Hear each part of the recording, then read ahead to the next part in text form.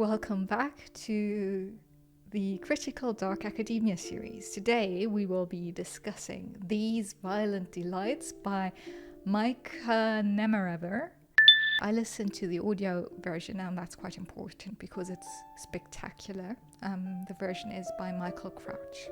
In the last two installments we discussed how typical tropes have been produced and reproduced over the last couple of decades, starting in the early 90s and before then in the 80s and 70s as well.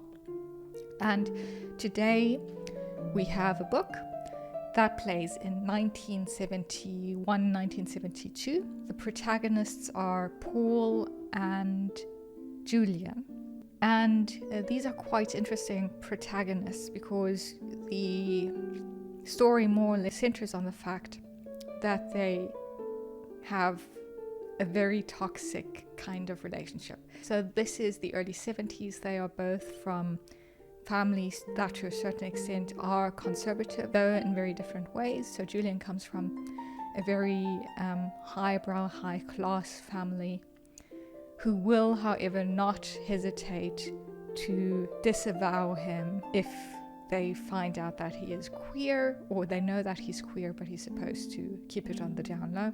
And then we have Paul, and Paul is a very uptight, kind of shy person. His family think he's quite delicate. He likes to paint. And the two of them meet in class, and they meet in ethics class, where a bunch of students from different study backgrounds meet. This place somewhere near Philadelphia, I believe. And the main focus is on the fact that they both have a distaste for people who just blindly follow orders. At the beginning, the centers around this example of the very famous experiment where students were asked to torture other people who were actors, and they weren't really being tortured, but the students thought, so this was a psychological experiment, so the students thought they were torturing these people, and in that experiment most people did end up torturing other people. The only person who did not press the button was a Jewish person whose family had survived the Holocaust, I believe, and that's a real life experiment. And so these two protagonists meet, and they are immediately attracted to one another. They are similar in a lot of different ways, but quite different in many other ways. So Julian has a knack for charming other people. He can slip into other people's skin and sort of take on their mannerisms, etc. That's how he's learned to survive. And Paul has learned to make himself as small as possible and just fade into the background. And now Paul, whom Julian calls Pablo, Julian sees that there's something in Paul, something that just beyond the surface. And that's as far as I can go without spoilers. And as you can imagine, I'm not going to spoil the book for you because I really think that you should read it more so than the other books that I've discussed so far, or listen to it, even better.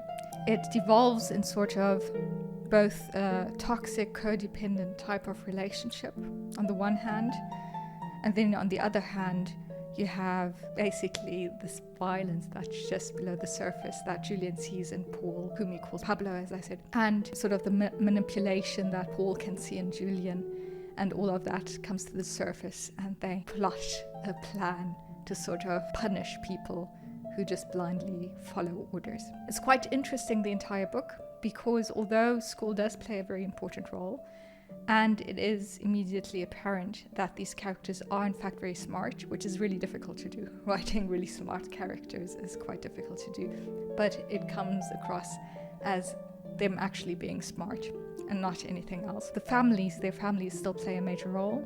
It's quite clear that they've both grown up in a deeply homophobic society, that they don't fit into the roles of masculinity that have been assigned to them, and that they therefore struggle in their lives, in their day-to-day lives.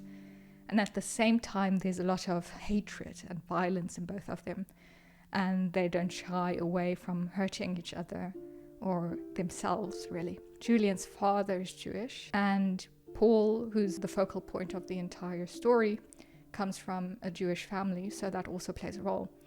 So that's sort of the backdrop, with his grandmother having survived Europe in the 1930s and 40s. It's implied, or his great-grandmother having survived that, and his grandmother or his grandparents as well, to an extent, although that is not touched upon. And having this personal sort of link to what happened in World War II because of that, although that's not as expanded upon as it could be. That's quite interesting.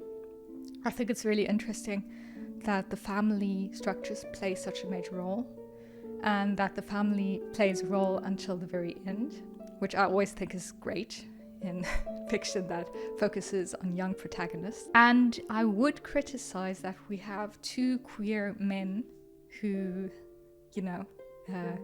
give in to their violent urges. But this is, I think, the only case where I find it acceptable, because their motivation makes a lot of sense in the context of the novel. And moreover, their queerness is inherently part of their otherness. But at the same time, their queerness is not the reason why they sort of veer towards violence, right? It's just an accelerating factor.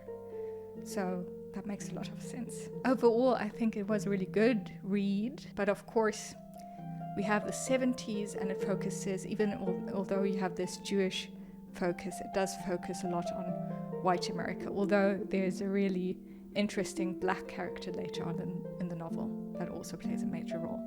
And it's a psychological thriller, but it also fits into this dark academia realm because of the sense of mystery on the one hand. Then, of course, they're meeting in an academic context, and also their studious natures. I would very much recommend reading this, albeit with the caveat that, again, this is focusing on cis male perspectives. I don't have anything critical to say other than that about this installment particularly. I forgot to give a rating last time, so I guess what did we have last time? If We Were Villains gets like a 4 out of 5, and this is like a 4.5 out of 5 or something like that. I don't know. I'm getting really, really weak. A little bit like Julian. He has trouble with his lung, you see. Anyway, I hope you have a lovely week or weekend or whatever it is you're going to be doing. Stay groovy.